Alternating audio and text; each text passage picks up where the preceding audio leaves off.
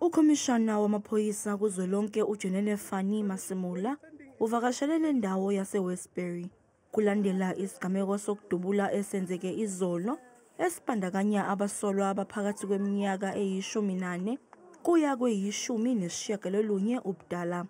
It is just a matter of time that we track down those teenagers, and we also call upon parents to come and assist in, of course, tracing these youth. They would know best where they are. Esinye sezisulu sithi isigameko esifana nesayizolo besingaqali ukwenzeka, kanti sithi siyabazi abasolwa.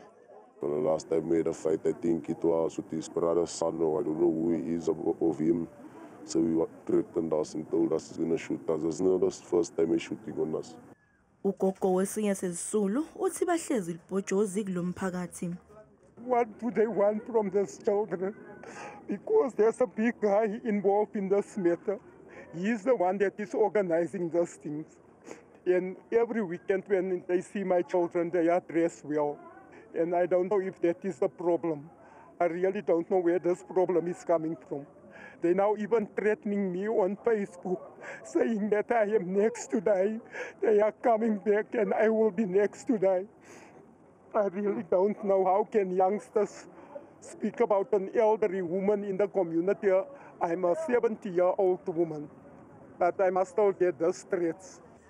Umphakathi ugxeke amaphoyisa ngokungalisukumeli udaba lobugebengu kule ndawo. We've called on them, called on each and everyone, even the army as well, to come in here. But nothing has been done about it. My question is, this exercise, what does he really want to achieve? Kusenjalo, ukhomishana wamaphoyisa kuzwelonke udalule ukuthi sekuboshwe umuntu oyedwa kulandela isigameko sokudutshulwa kubulawe abantu endaweni yokucima ukoma eBroncosbrits entshonalanga yePitoli. The suspect has been arrested on Tuesday afternoon in the township of Esitobeni, and this person will be appearing in court tomorrow. Kulesigameko kwashona abantu abahlanu kwalimala abayisithupha.